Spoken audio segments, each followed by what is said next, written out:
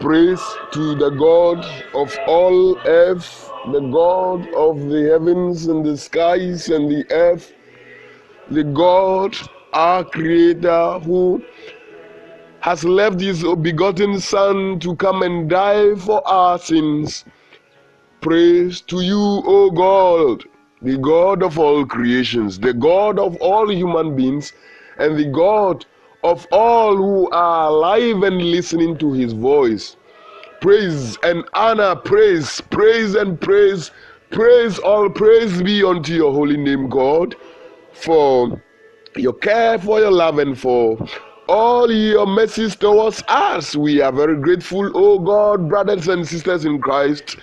Let us be grateful to our Most High God for His love and for His care and for His protection, His banner over our life, for the gift of life that we have. This is the grace of God, so we cannot do otherwise but to sing praise and honor unto His holy name, because indeed He is Lord. We thank God for bringing us to the 36th day of our Lenten period. Gradually we are approaching home, and for bringing us to this day, Tuesday, 27th March 2018. Glory and honor and praise be unto our Most High God for all that He continues to do for us.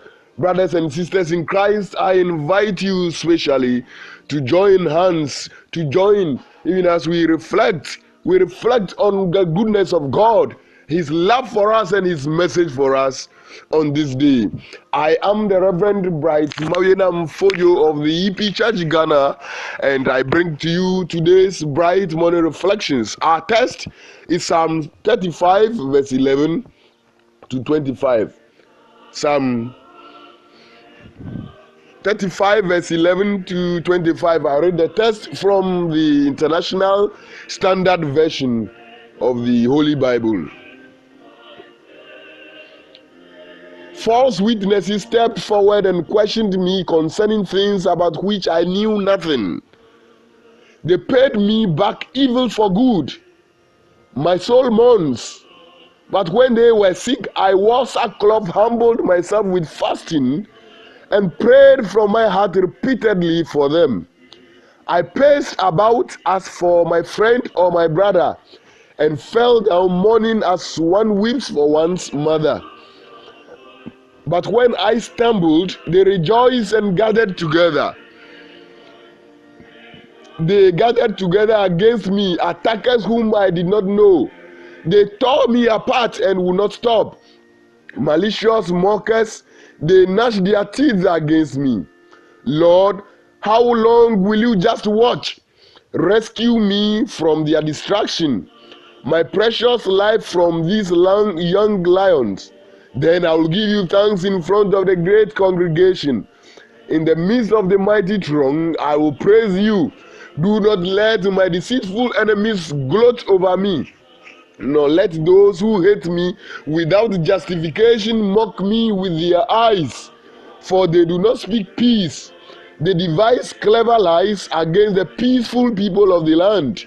They open their mouth wide against me, claiming, yes, we saw him do it with our own eyes.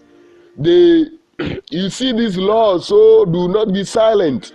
Lord, do not be far from me. Wake up, arouse yourself to vindicate me and argue my case, my Lord and my God.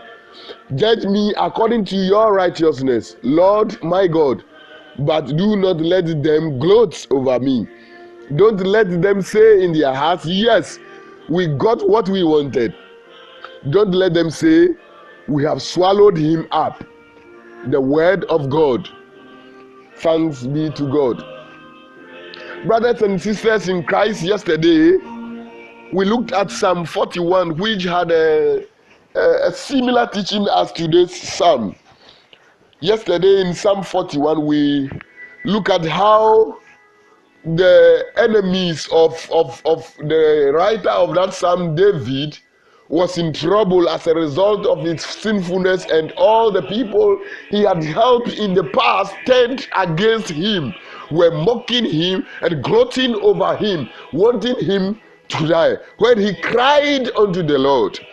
Today's psalm is a similar one. Even though the psalm was written by David, there is nothing in the psalm itself that will enable us to determine with any accuracy the occasion on which it was written. By some, it has been referred to the time of the persecution of David by King Saul. By others, to the opposition which he encountered from his closest friend and counselor Ahithophel, or Shimei, or to the ingratitude of Mephibosheth in 2 Samuel chapter 16 verse 3. To others, this has been referred to the rebellion of his own son Absalom, who wanted to replace him as a king even when King David was still ruling over the people. And others have referred this psalm to the Messiah as prophetically descriptive of what would occur to him. The psalm Psalm 35 consists of the following parts. In verse 1 to 10, we see David's prayer.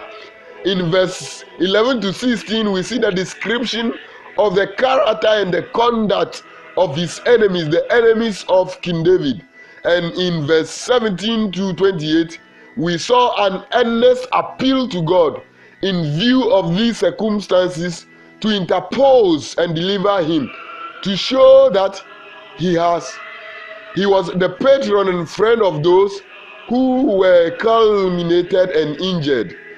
The central idea, and that which makes it so useful, is that it was composed with reference to the treatment which the author received from those who had been his professed friends, from those to whom he had shown kindness in their troubles, to whom he had been friend and a brother, but who had now turned against him. In the time of prosperity, they had been his professed friends and had partaken freely and largely of his hospitality. When they were afflicted, he had shown them sympathy and kindness. But when reverses came upon him, they forsook him and joined with his calumniators, persecutors, and accusers, wanting his death, mocking him and gloating him. The psalm therefore has a special applicability to trials of that nature. It expresses the feelings and views of the author in regard of his own sorrows, and springing from such ingratitude and his earnest prayer to God to interpose on his behalf. Hallelujah. The rolling of the sorrows of his pained and oppressed heart upon the arm of his unchanging friend, the Almighty God, and his merciful, tells us that David, the king, the author of this psalm, was in so much trouble. And when he had looked at how grateful he had been to those who are persecuting him, who are mocking him now, he realized that his only source of hope and the only person he could turn to for salvation and for deliverance was his friend and his patron, the Almighty God, whose friendship is unchanging and whose messiahship is with so much mercy. David's sorrow is the more painful when he remembers that those who now fight against him are those whom he had helped, sympathized with, and prayed for when they were sick or in trouble.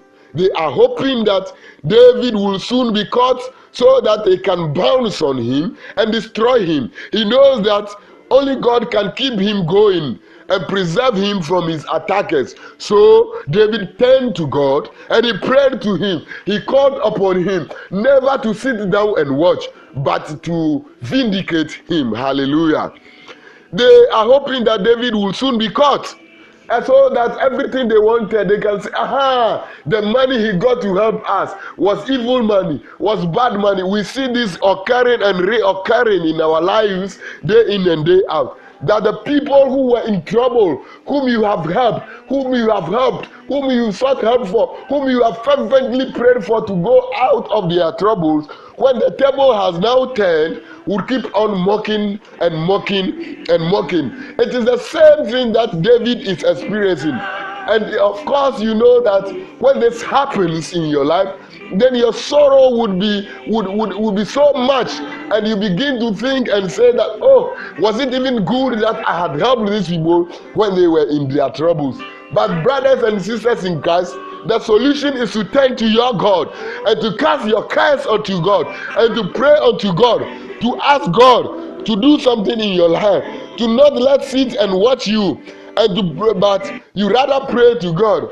You pray to God and ask God that God do something new in my life. Do not let me be mocked forever by these evil planners, but remember that I have done this and that. Lord, let me be helped. Let my help come from you. Hallelujah.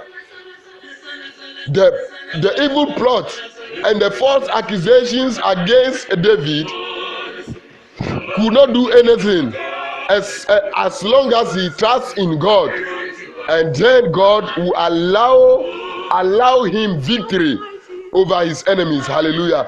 In like manner, when you don't tend looking for the enemies, but you turn to God and you trust in him, even while you open the door that he is knocking and allow him to enter, God would allow you victory over those enemies. Hallelujah. People have different minds about others. They are either jealous or envious about their friends, sometimes for no reason. You want to look into it, you don't see any reason why people are against you. In the workplace, in the community, sometimes even in the church, people are always against you. Sometimes because of your endowment, because of God's mighty hands in your life. Yes, this is supposed to happen in your life, just as it happened in the life of David. It happened in the life of the Messiah Jesus Christ. Remember that we said that this psalm is also a prophecy about Jesus Christ the Messiah. Indeed, when Jesus came, even though he did nothing, he was mocked. He was persecuted. People said all sorts of things against him. They even called him a glutton. The things that he didn't do, they said he did it. So all these things will come your way, brothers and sisters in Christ. But remember that we have a God who is faithful, whom we need to call upon at all times, even in times of our troubles. And this God who is faithful, who is unchanging, the unchanging friend, would have mercy upon us. Brothers and sisters in Christ, I want to call to remembrance that the best friend we have is Jesus. What a friend we have in Jesus. What our griefs and sorrows to bear. What a privilege to carry all our sins and griefs and sorrows and problems to him. He will care for us. He will take them. He will do for us. God will not forsake you. Just take your troubles to him. Pray to him. Do not be downtrodden as a result of these things that the enemies are doing, but rather have that friend forever, that friend in Jesus who will never forsake you. That unchanging love of the friendship that we find in Jesus will be with you to help you in everything that you do. Again, brothers and sisters, never rejoice over the downfall of anyone, not even your enemies. Never. When people have been brought down from grace to grass or whatever, allow. If it is the will of God, let it come to pass. If it is the evil one, let it be. It shouldn't come from you. And even if it's coming from somebody, never mock. Never rejoice that somebody has fallen from one place, a place of good height, to a very down place now. No, it is not yours to do. It is not yours to say, but rather give everything to God. You can even continue to pray for such people, even if they are your enemies. Continue to pray for them. Pray for them and pray for them until you see them restored to their former positions, or they are even made better. In your prayer, ask God to intervene and fight your enemies for you. Do not take it into your own hands. While you want to fight and say that, oh, back to sender, whoever is doing this thing, it should get back to him. No, ask God to intervene. Tell God that, oh God, this is more than I can do. Come and intervene. Come and intercede, interpose on my behalf, so that whatever is my portion, I shall receive. Do this always. Never take the law into your own hands. To assume that you are all powerful. to pray all forms of imprecating prayers against anybody you will call an enemy. Remember that yesterday we said that it is difficult to determine who your enemy is. It was because of that even Judas Iscariot, who was supposed to be a friend of Jesus, was with him until last minute. He might seem as a friend, and the Pharisees might look as an enemy. But some Pharisees came to Jesus. They came to him as a friend. Judas Iscariot, who was supposed to be a friend, was rather seen as the enemy. So allow God to do his own vengeance. You can only commit it to him and ask him to intervene, to take charge. Friends, in singing this psalm and praying over it, we must take heed of applying it to any little peevish quarrels and enmities of our own. Do not express any uncharitable, revengeful sentiments of injuries done to you. For Christ has taught us to forgive our enemies and not to pray against them, but to pray for them as Christ himself did. In the name of God the Father, Son, and the Holy Spirit. Amen. Let us pray. Father, we are very grateful to you for sending your Son Jesus Christ, who came to die on the cross for the remission of our sins. We thank God you that you have always allowed this Son to continue to intercede for us, and for allowing the Holy Spirit to come to be with us and to teach us how to take steps in this life. We are very grateful to you for your exhortation today to God. We commit ourselves into your care, and we pray that you help us so that even the enemies, even whatever the enemies may plan against our lives, will not come to pass. God, we commit ourselves and our enemies, whoever may be planning evil against us, into your hands. We do not have any fighting tools. We have no weapons, but God, you yourself take charge and do whatever pleases you. This day should be a special day. Those who are sick, may they receive their healing. Those who are downtrodden, may they be revived. And all those who are under any form of challenge, God, may you restore them. May you restore everybody and make this day a wonderful day. In the name of Jesus Christ we pray. Amen. Brothers and sisters in Christ, we thank you for following us with Bright Morning Reflections. We have been engaged in this ministry of Bright Morning Reflections for the past 5 years. We are very grateful to God for this, and we are very thankful to you too for your support and for your partnership. We are always welcoming your inquiries and your comments and your suggestions.